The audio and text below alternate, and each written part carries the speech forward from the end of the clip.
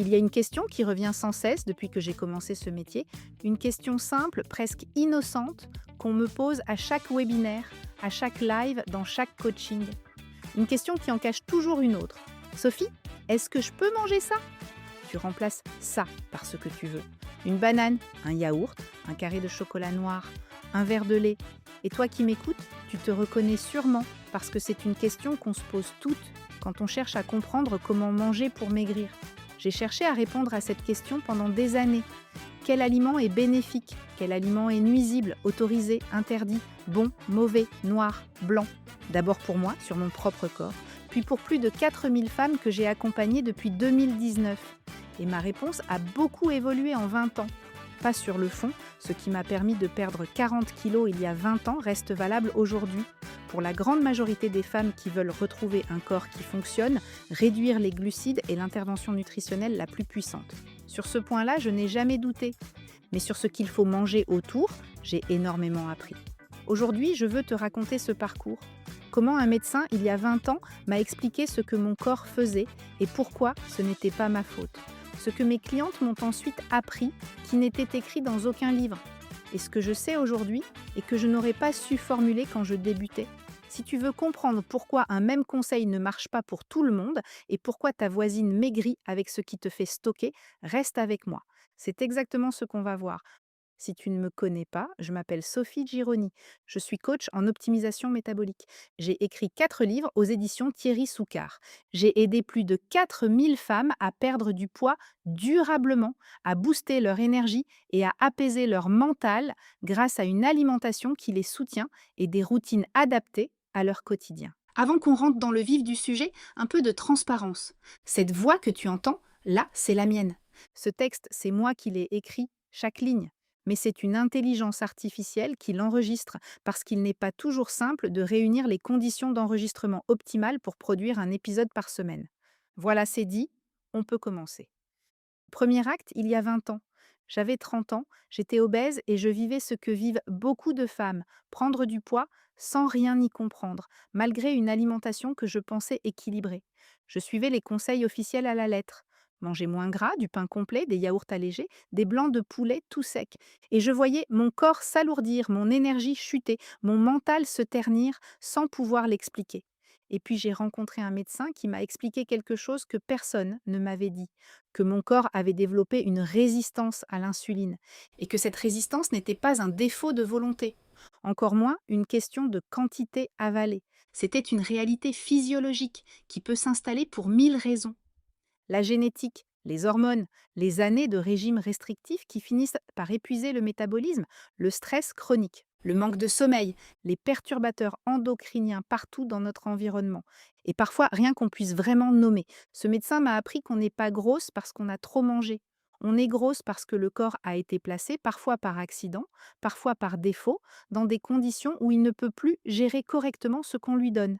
Et que, quand cette résistance à l'insuline est installée, ce qui était autrefois bien toléré, ne l'est plus. Le même croissant du dimanche, à 20 ans en pleine forme, ne fait pas la même chose qu'à 45 ans, en périménopause, après 2 décennies de régimes alternés. Le corps, à un moment donné, ne sait plus faire. Alors les recommandations officielles, du type mange plus de céréales complètes, deviennent un poison lent. Pas parce que les céréales complètes sont mauvaises en soi, parce qu'à un corps qui ne sait plus gérer les glucides, on en demande encore plus. Et tant que ce signal de surcharge continue, le corps n'a aucune raison de relâcher ses réserves.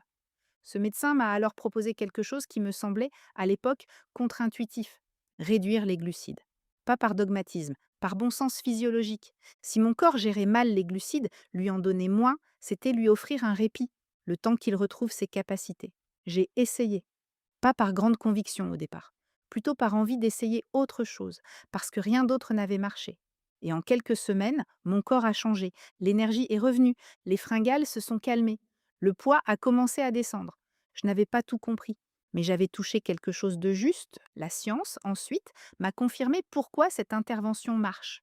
Quand le corps a perdu sa sensibilité à l'insuline, chaque apport de glucides déclenche une réponse exagérée. Beaucoup d'insuline, trop longtemps. Le corps reste en mode stockage permanent et il oublie comment puiser dans ses propres réserves. En réduisant les glucides, tu n'es pas en train de réparer une faute. Tu réduis simplement la charge que ton corps n'arrive plus à gérer. L'insuline baisse, le corps peut enfin redécouvrir comment brûler sa propre graisse. Et le métabolisme se réveille. Voilà ce que j'appelle l'optimisation métabolique. Ce n'est pas une mode, ce n'est pas non plus une diabolisation des glucides. C'est une mécanique adaptée à un contexte précis, celui d'un corps qui a perdu pour mille raisons la capacité de bien gérer ses apports en sucre. Et elle est documentée par des centaines d'études depuis 20 ans. Réduire les glucides, c'est améliorer la sensibilité à l'insuline, réduire l'inflammation, stabiliser la glycémie. Et c'est la base, le socle.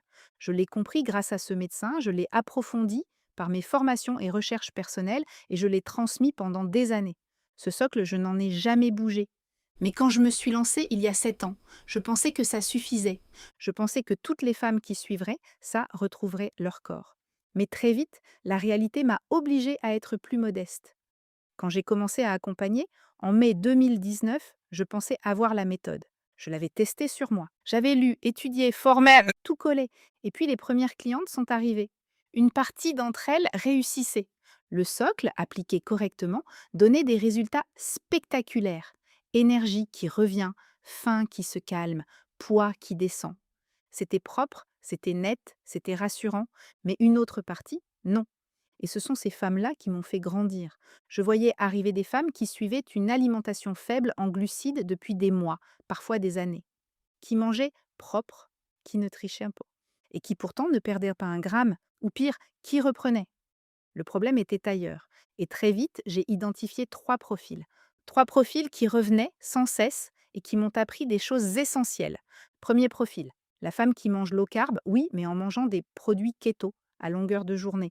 Du pain keto, des gâteaux keto, des bars keto, des poudres protéinées chargées en édulcorants, des goûters maison bourrés de poudres et farines exotiques. Sur le papier, ces macros sont parfaites. Dans son assiette, tout est ultra transformé et son corps s'enflamme en silence. Cette femme réduit les glucides, oui, mais elle continue à recevoir un signal inflammatoire massif, jour après jour. Le résultat, un métabolisme bloqué par l'inflammation, malgré une rigueur militaire dans le respect des fameuses macros magiques. Sauf que enlever les sucres ne suffit pas si on ne s'occupe pas, en parallèle, de la qualité de ce qu'on met dans l'assiette. Deuxième profil, la femme qui suit un protocole sans avoir appris à se nourrir. Elle connaît par cœur la liste des aliments autorisés. Elle compose ses assiettes en cochant des cases. Mais en zoomant, on découvre des portions de protéines ridicules et une alimentation hypocalorique déguisée en low carb. Son métabolisme tourne au ralenti. Sa balance est bloquée. Pas parce que le low carb ne marche pas, mais parce qu'elle ne nourrit pas assez son corps. Or, apprendre à se nourrir est essentiel. Troisième profil, et celui-là est insidieux. La femme qui perd vraiment et qui pense qu'elle a réussi le keto. 3 mois plus tard, 6 mois plus tard, parfois un an, elle a tout lâché et repris 10 kilos. Pourquoi? Parce que sa relation à la nourriture n'a pas bougé. Elle a remplacé le sucre par les édulcorants. Elle a remplacé les gâteaux du goûter par des bouchées protéinées. Mais elle n'a jamais pris le temps de comprendre sa relation à la nourriture. Elle n'a jamais travaillé sur ses compulsions. Elle n'a jamais mis en place un cadre qui tient, même dans les moments compliqués, même quand le moral est en berne. Au premier écueil, elle est retombée dans ses travers et elle n'a pas réussi à en sortir. À ces trois profils, j'ai fini par en ajouter un quatrième, plus discret, mais redoutable. La femme qui sait exactement ce qu'il faut faire, qui s'engage, qui démarre la semaine pleine de motivation et qui craque le mercredi. Pas par manque de volonté, par manque d'organisation, pas de course anticipée, pas de plat préparé à l'avance, pas de plan B pour les soirs où c'est la guerre à la maison.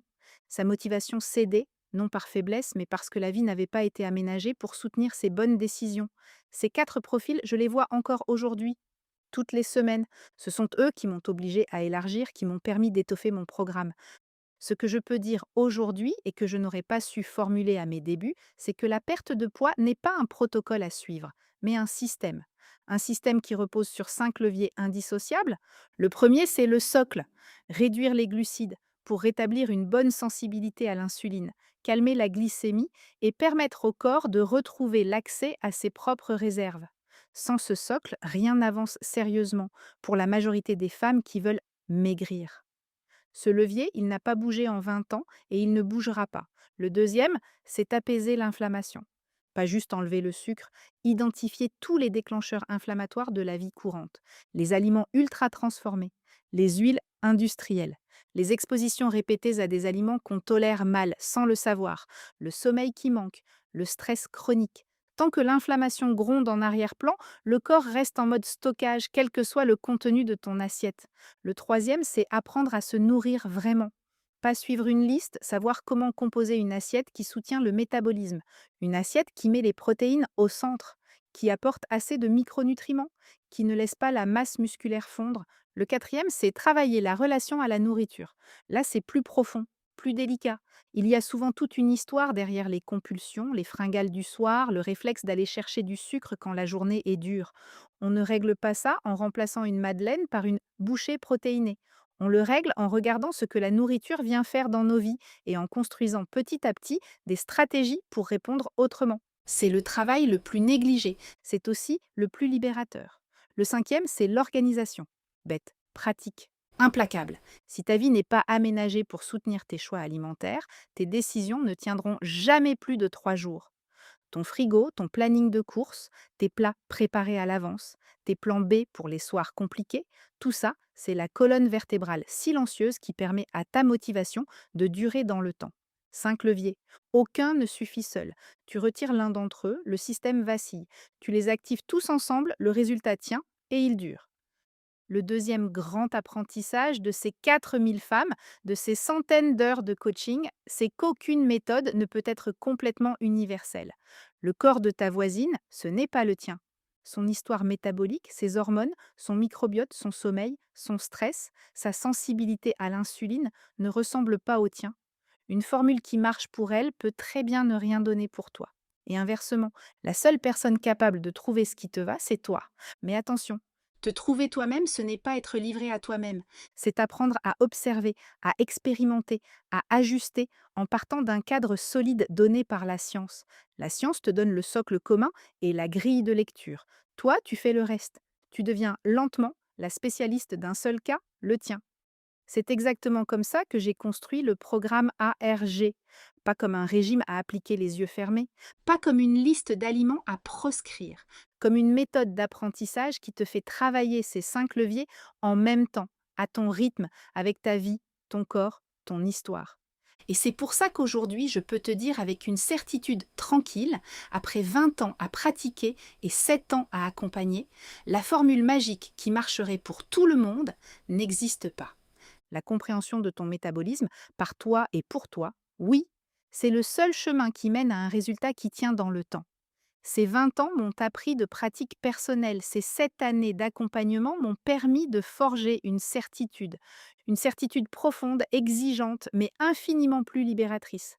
Réduire les glucides reste essentiel. Pour la grande majorité des femmes qui veulent maigrir, c'est l'intervention nutritionnelle la plus puissante. Mais sans les 4 autres leviers, le résultat ne tient pas dans le temps. Et la compréhension de ton corps, c'est toi qui l'as construit, repas après repas, observation après observation. Si cet épisode t'a parlé et que tu connais une femme qui galère depuis longtemps avec son poids, qui suit tous les conseils et qui n'avance pas, partage-lui ce podcast. Il pourrait lui faire gagner des mois, peut-être des années, à comprendre ce qui se passe vraiment. Et si tu veux aller plus loin, tu peux t'inscrire gratuitement à la quotidienne, ma newsletter du matin. Tu y retrouves chaque jour un sujet décortiqué pour rendre ta perte de poids plus simple, plus juste, plus durable. Tout est sur sophiegironi.coach. Je te retrouve la semaine prochaine ici pour un nouvel épisode. D'ici là, prends soin de toi.